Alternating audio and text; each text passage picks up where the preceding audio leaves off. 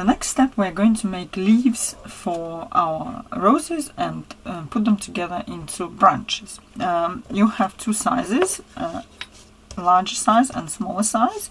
Normally a branch consists of larger leaf and 2, 4 or 6 smaller leaves. For this particular project, I recommend making perhaps 2 types of branches. One with a top leaf and 2 side leaves, and another one with a top leaf and 4 side leaves. So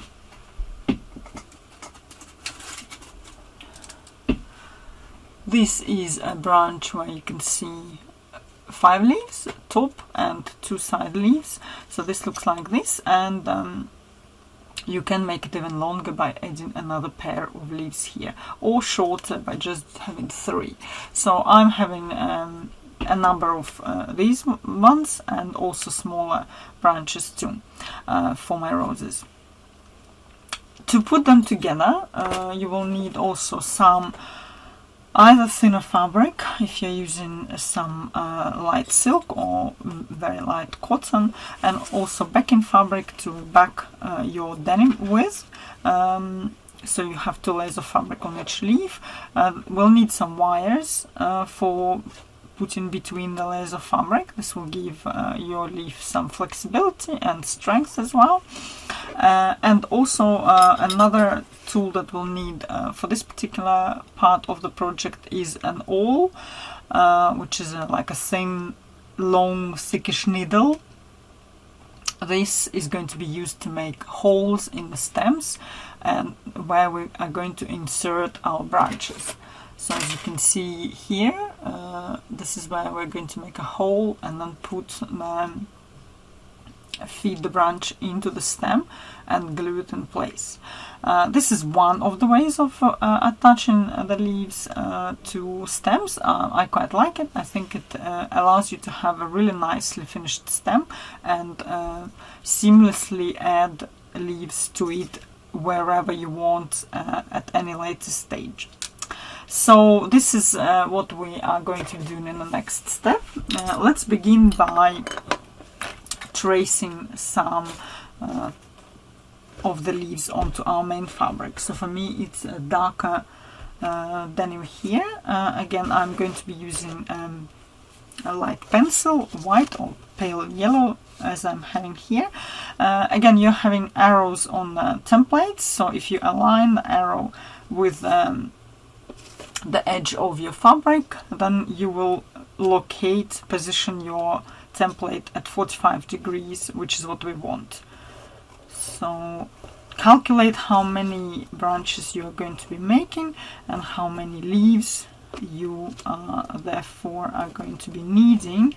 I'm making quite a lot, so if you want your flowers to look quite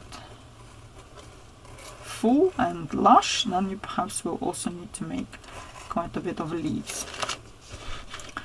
So in this way, just trace as many leaves as you will need, and then I will show what we're doing next.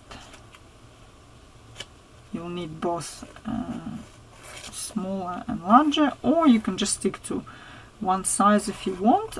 Usually we have larger leaves at the top of the branch and smaller on the sides, but if you prefer to use only smaller leaves, or if you on the contrary like larger ones, you're free to do that as well. Once you have traced the required amount of leaves, it's time to cut them out. This time we're going to be cutting them out just like some of the petals that we've done, which is keeping the lines on the leaves still on, because we're going to be backing them and then we can cut them out properly within the pen lines.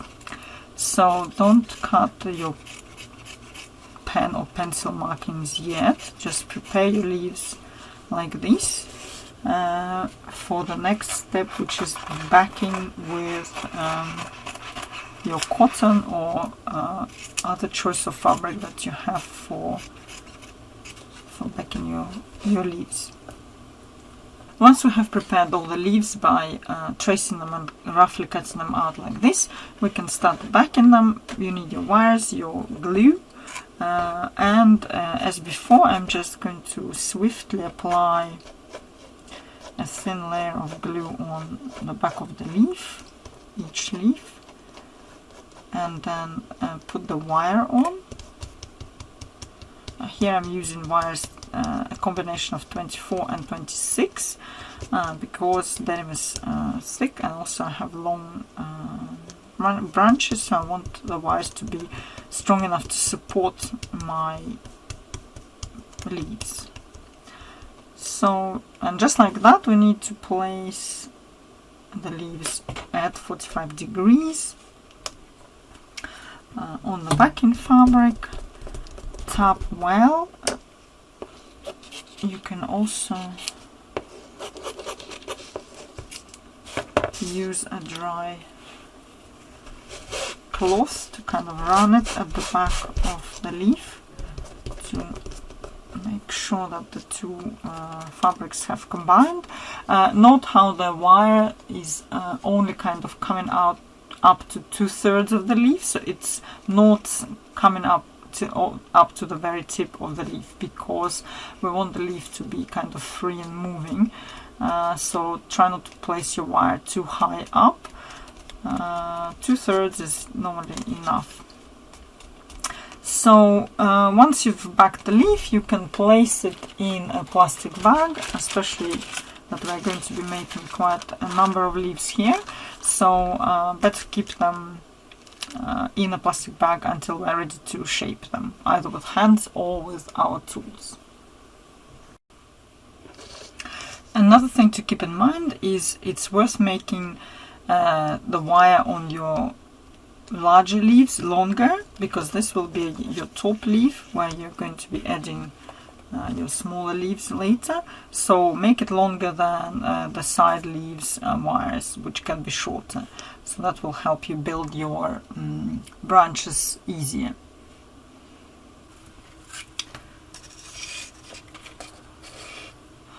Once you have packed all the leaves that you are going to be using in the project, this is about half of what I'm using, and then in the next step you can cut them out, and then we can shape them either with or without tools. So cutting out is relatively simple. Just make sure you're cutting off all the pen markings or pencil markings, as in my case. And once you've cut each leaf, return it to the plastic bag for the time being, because we want it to be still soft when we start shaping them. So don't let them dry out too much, otherwise they'll be hard and flat, and we want to give them some 3D shape.